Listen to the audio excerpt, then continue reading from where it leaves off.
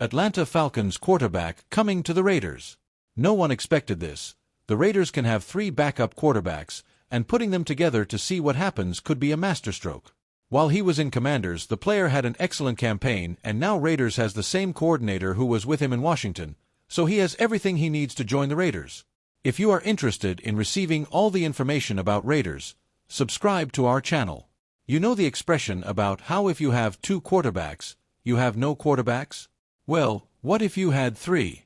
That's what our friends at Bleacher Report are suggesting with their latest content, 2024 NFL Trade Block Big Board entering training camp. Give credit where it's due. They're trying their hardest to make the phrase, Trade Block Big Board, happen. But just in case you're not completely sold on Gardner Minshew or Aiden O'Connell, you're in luck.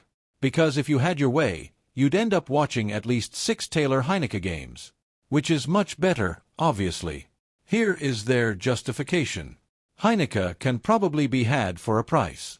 A day 3 draft pick would likely seal a deal now, as moving Heineke would also save Atlanta $1.2 million in cap space. The Cleveland Browns traded Joshua Dobbs and a 7th-round pick for a 5th-round pick last offseason.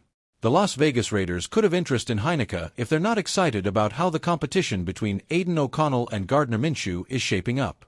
Raiders passing game Scott Turner was the offensive coordinator for the Washington Commanders in 2021 and 2022, when Heineke made 24 starts for the franchise. I love the idea that the Raiders' answer to an extremely mid-QB battle would be to bring in another mid-QB. A rising tide lifts all boats.